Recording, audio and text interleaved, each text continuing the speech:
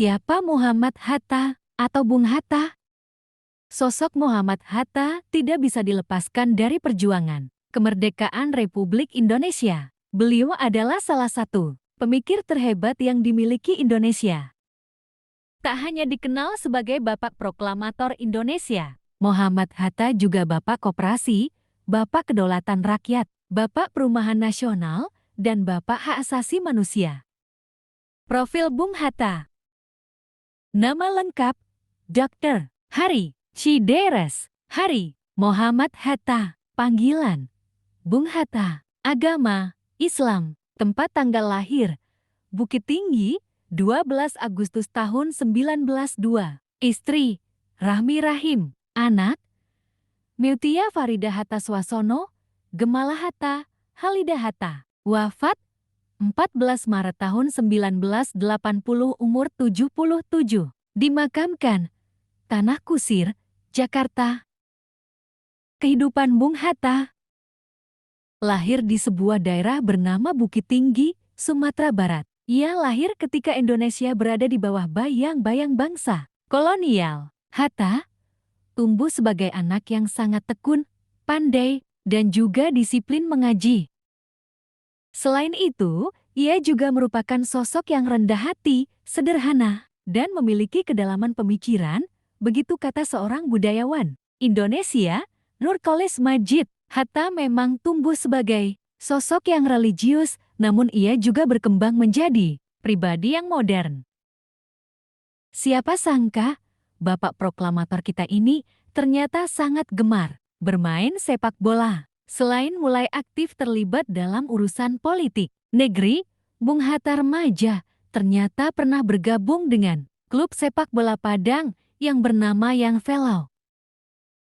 Dari teman-teman Bung Hatta, ternyata Wakil Presiden ARI pertama kita itu adalah seorang gelandang tengah yang sangat tangguh. Bahkan, orang-orang Belanda yang sering bermain bola dengannya berkesan bahwa ia sangat sukar diterobos. Kehidupan berpolitik Bung Hatta. Ternyata kesadaran politik Bung Hatta sudah tumbuh sejak ia masih menjadi pelajar. Selain aktif sekolah di Europiske Lagere, School Els dan belajar agama di Mirwitgebreit Lagere, Onderwijs Mulo dengan dibimbing oleh Haji Abdullah Ahmad. Sejak menjadi pelajar di Els itu, Bung Hatta sudah sering bersentuhan dengan bentuk-bentuk ketidakadilan yang dilakukan oleh bangsa kolonial Belanda. Kesadaran politiknya terus berkembang hingga ia tumbuh menjadi remaja yang tajam pemikirannya.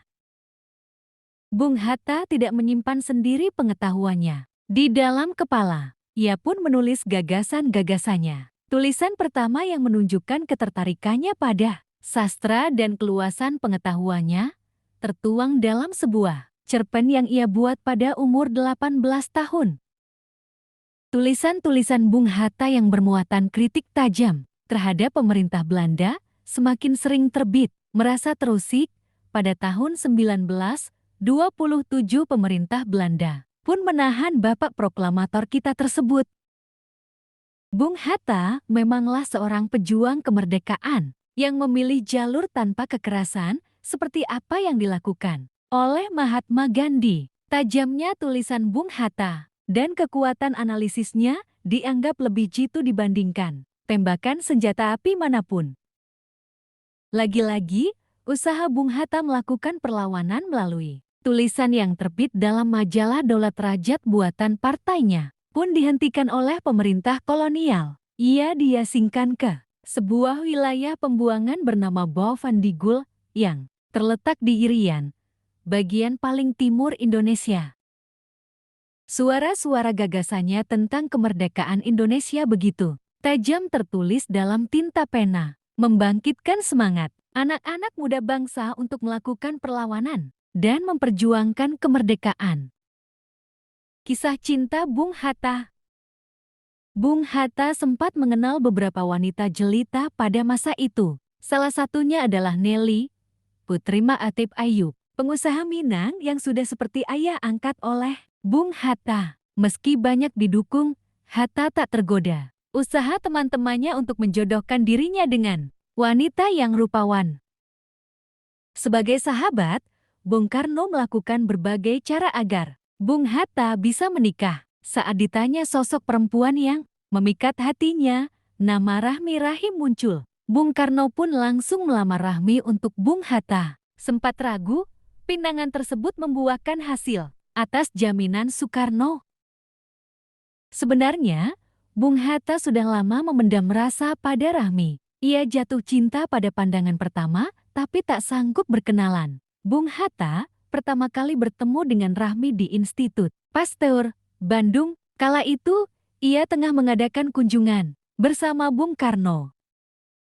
Hingga Bung Hatta wafat, ia hanya memiliki seorang istri saja. Perbedaan usia antara Rahmi dan dirinya yang mencapai 24 tahun tidak pernah menjadi masalah. Selama 35 tahun pernikahan, tak satu pun berita buruk soal rumah tangga mereka menyeruak.